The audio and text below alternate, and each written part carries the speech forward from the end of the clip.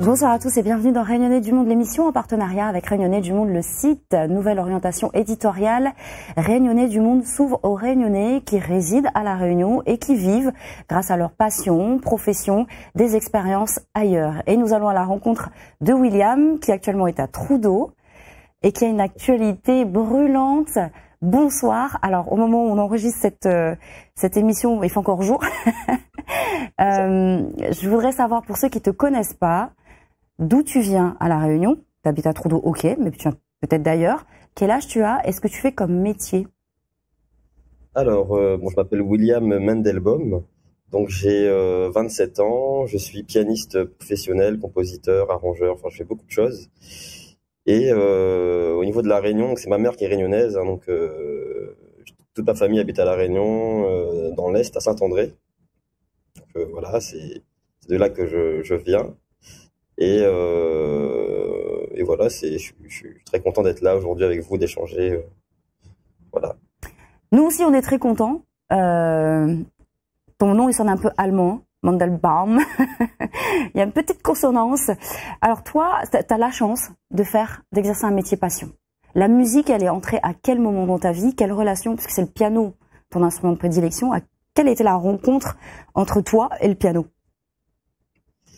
Alors, le piano, c'est vraiment une rencontre particulière, hein, puisque en fait, j'ai pris des cours de piano à 7-8 ans. Et ça s'est pas hyper bien passé parce que c'était trop dans les cadres pour moi. Donc forcément, quand c'est trop dans les cadres, je me sentais pas forcément libre. Et je me sens vraiment libre dans mon approche aujourd'hui actuelle du piano. Donc j'ai repris à 15 ans le piano avec un prof particulier pendant un an et demi.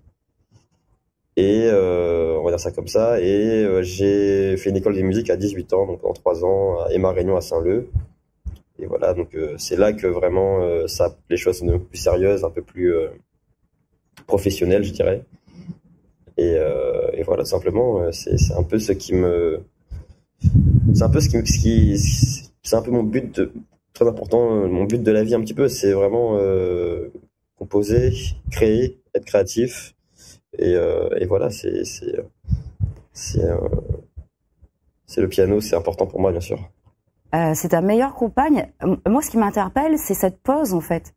Tu vois, c'est parce qu'on a vraiment, nous, les clichés, de se dire, quand on est un virtuose comme ça de la musique, c'est qu'on a commencé super tôt, qu'on s'est jamais arrêté, qu'on a continué. Toi, il y a eu quand même une rupture. Tu t'y es remis une fois que tu as compris que tu étais quand même quelqu'un qui proposait autre chose avec ton propre univers. Et puis finalement, ça débouche sur une carrière internationale. C'est un truc de dingue. Et ça veut dire quoi? C'est du génie? C'est quoi? Ça se passe comment? T'es tombé dedans comme Obélix? C'est une question qu'on me pose souvent au niveau de est-ce que ça existe vraiment le talent? C'est une question que je me pose moi aussi. Je pense que c'est la passion, c'est les heures pratiquées sur l'instrument qui font devenir quelqu'un bon, les fameux 10 000 heures. C'est faire 10 000 heures d'une pratique et exceller. Je pense, je sais pas, c'est une grande question parce que le talent, on peut avoir des facilités, mais à la fois, il faut quand même passer énormément de temps pour arriver à ce niveau. C'est vraiment plutôt de la rigueur. Je dirais, ouais, c'est un mode de vie en fait. C'est jouer tous les jours et apprendre le piano différemment pour ne pas tomber dans l'ennui. Et le talent, je pense, ça vient avec la passion. Donc forcément, dès qu'il y a de l'ennui, il y a plus de passion, donc on passe moins de temps dessus et du coup on est moins bon, tout simplement. Ok, alors pour éviter cet ennui, qu'est-ce qu'on fait? On s'inscrit à des concours, on se challenge, on crée une nouvelle mélodie, musicalité? En fait, la clé quand on est l'ennui, c'est la créativité, c'est le but de la créativité en fait. Hein. C'est pas que dans la musique, être créatif, c'est quelqu'un par exemple qui va, comment dire ça, il prévoit jamais ce qu'il va dire, comment il va s'habiller exactement. Il y a plein de gens qui préparent leurs vacances, ils improvisent, ils se laissent porter par un peu ce qui se passe. Donc c'est bien de laisser intervenir les choses de la vie dans la direction de ce qu'on va faire. En tout cas, je trouve que c'est important parce que ça casse un petit peu ça apporte de l'imprévu en fait. Et je pense que l'imprévu, c'est important dans l'art et dans l'improvisation, c'est basé que là-dessus parce qu'en fait, on ne sait pas vers où on va et tout est basé sur les choses extérieures et intérieures du moment. Donc toute influence. Après concrètement, en fait, il faut contourner aussi la résilience, excusez-moi, la résistance. La résistance, en fait, c'est ce qui t'empêche d'aller faire quelque chose. Donc, par exemple, si je vous dis allez faire 7-8 heures de piano, il y a beaucoup de gens qui vont me dire c'est pas possible, c'est trop. Du coup, il y a une nouvelle approche. On se dit, je vais juste faire 30 minutes de piano, par exemple, 20 minutes de piano. Donc là, c'est plutôt, c'est pas une longue période.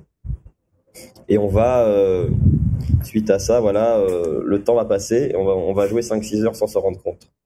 Alors que si on se dit au début, je vais faire 5-6 heures, on le fait pas. Donc c'est petit à petit. Et puis un regard, c'est important, ouais.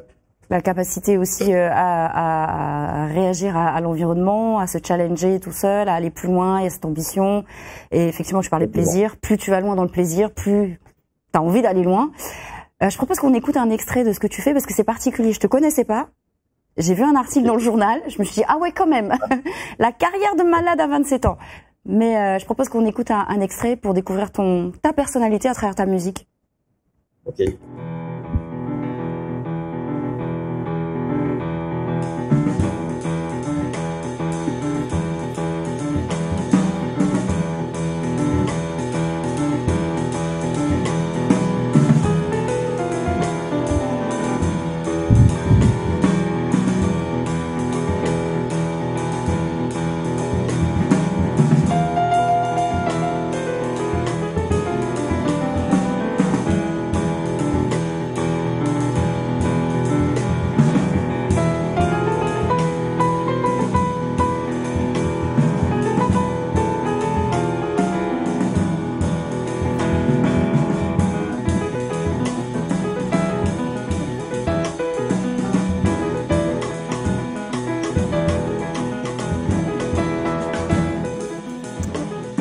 Il y a un truc dingue, je trouve, moi, William, qui se passe. C'est que là, moi, j'ai trouvé que c'était très arabisant, très oriental dans les propositions. Et puis tout d'un coup, il y a une espèce de rupture. Hop, tu nous emmènes ailleurs. Est-ce que tu penses que c'est ton côté créole aussi qui t'amène à faire différentes propositions? Alors en fait, c'est un peu aussi mes origines. J'ai beaucoup d'origines différentes. Ah. Des origines en fait du côté de mon papa, qui est un peu marocain et polonais. Mon nom est polonais en fait.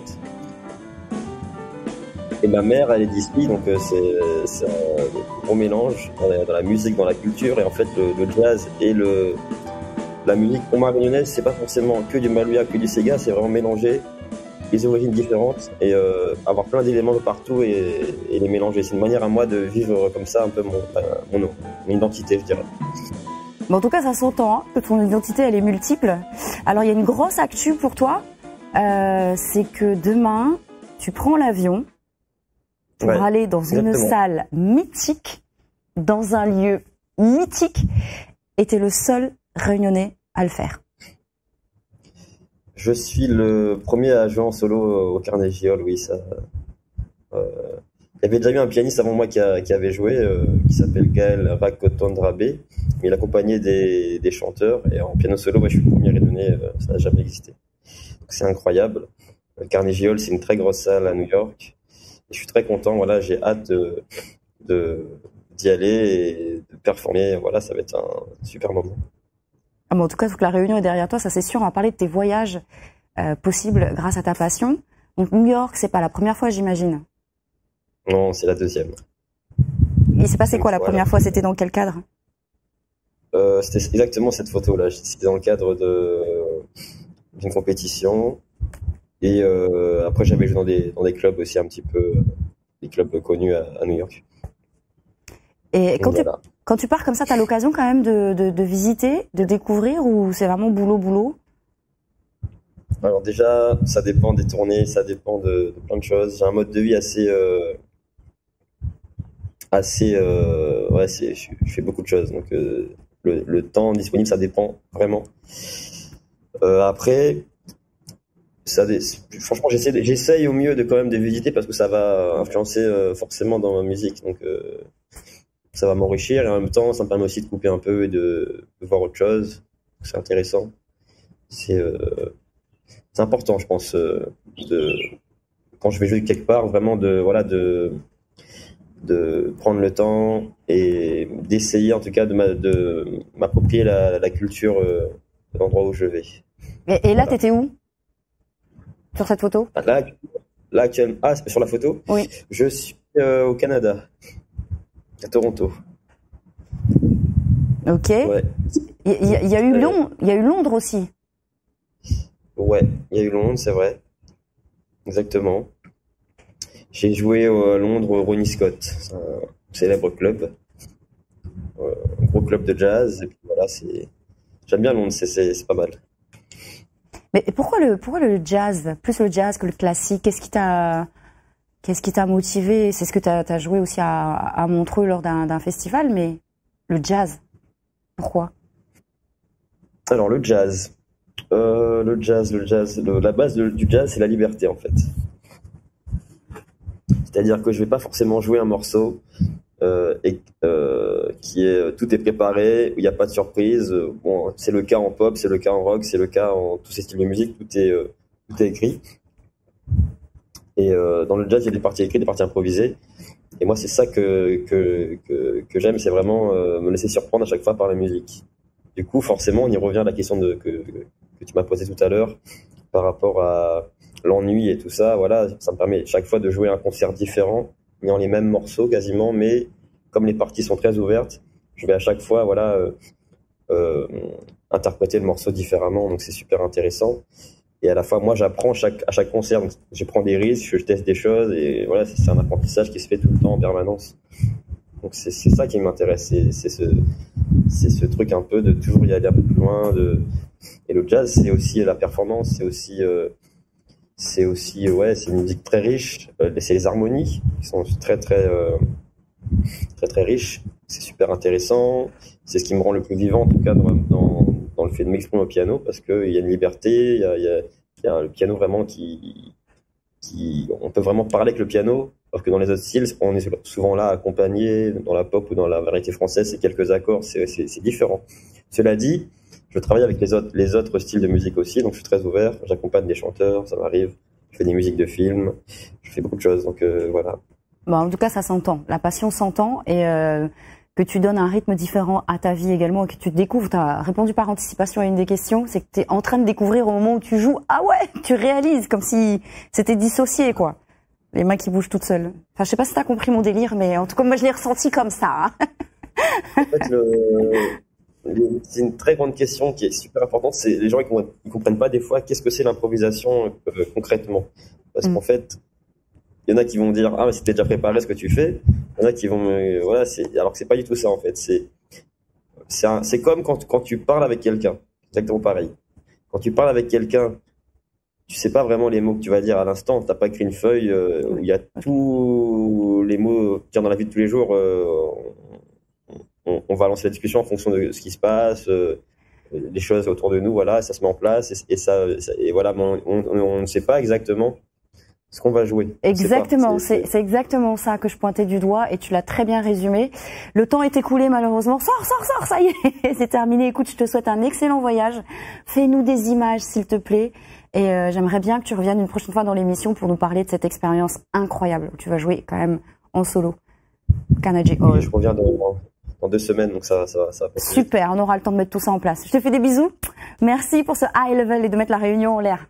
Merci beaucoup. Je vous donne rendez-vous très vite dans Rayonner du Monde, l'émission bien sûr. Ciao.